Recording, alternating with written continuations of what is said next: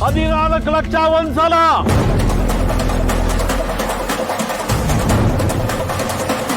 ನಾನಿದ್ದು ಏನು ಮಾಡೋಕ್ಕಾಯ್ತಿಲ್ವಲ್ಲ. ನನ್ನ ತವ ಚಿಮ್ಮಾರ ಇದ್ದಿದ್ರೆ ಅದನ್ನ ಅಡ ಇಟ್ಬಿಟ್ಟು ಶಿವಣ್ಣನ ಮನೆ ಉಳಿಸ್ಕೋಬೋದಾಗಿತ್ತು. 14 ಲಕ್ಷ 2 ಸಲ. ಇನ್ನು ಯಾರ ಇದ್ರೆ ಕೂಗ್ರಪ್ಪ. ಆಗ್ಲೇ 14 ಲಕ್ಷ 2 ಸಲ ಅಂತ ಕೂಗ್ಬಿಟ್ಟವ್ರೆ. ಈ ಮನೆಗೆ ಅದೇ ಜಾಸ್ತಿ, ಇನ್ಯಾರು ಕೂಗ್ತಾರೆ ಬಿಡೋಣ. ಕೊನೆ ಸಲ ಕೂಗ್ತಾ ಇದ್ದೀನಿ. 14 ಲಕ್ಷ 3.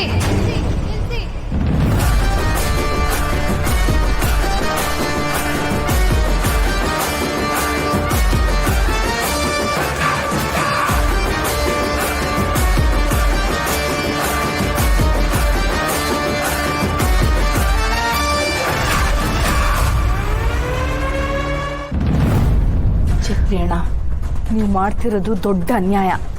ಗೊತ್ತು ಕಣವ ಇದು ಅನ್ಯಾಯ ಅಂತ.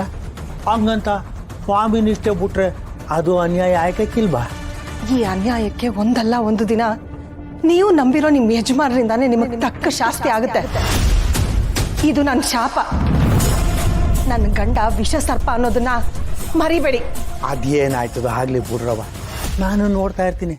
ಅದಕ್ಕೆ ಸದ್ಯಕ್ಕೆ ನೀವು ಒಳಗೆ ಕೊಂಟೋಗ್ರವ. ಹಂಗೇನಾರ ನನ್ನ ಮಾತು ಕೇಳಿಲ್ಲ ಅಂದ್ರೆ ಆಚೆ ಚುಚ್ಬಿಡು ಅಂದವ್ರೆ. ನಾ ಚುಚ್ಬಿಟ್ರೆ ಕೊಯ್ಯಲ್ಲ ರಕ್ತ ಆಯ್ತದೆ. ಅವೆಲ್ಲ ಆಗೋದು ಬೇಡ ಕಣ್ರವ. ಹೋಗ್ರವ ಒಳಿಕೆ ಹೋಗಿ.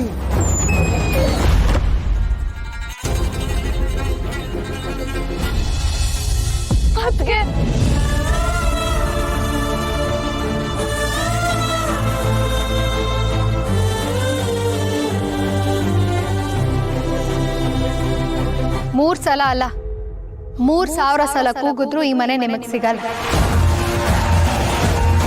ಏನಮ್ಮ ಹೇಳ್ತಾ ಇದೀಯಾ? ಈ ಮನೆ ಹರಾಜಿಗೆ ಬಂದಿದೆ, ಕಾನೂನಿ ಪ್ರಕಾರ ಕೂಗ್ತಾ ಇದ್ದಾರೆ. ಪಾರು, ಏನ್ ಹೇಳ್ತಿದ್ದೆ ಪಾರು? ಒಂದು ನಿಮಿಷ ಇರು ಮಾವ.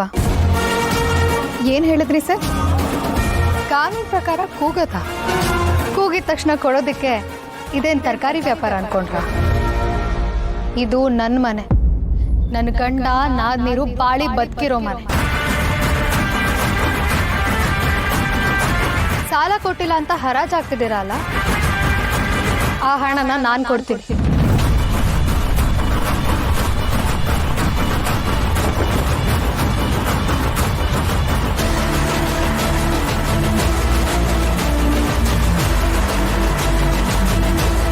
ತಗೊಳ್ಳಿ ನಿಮ್ಮ ಹಣನ.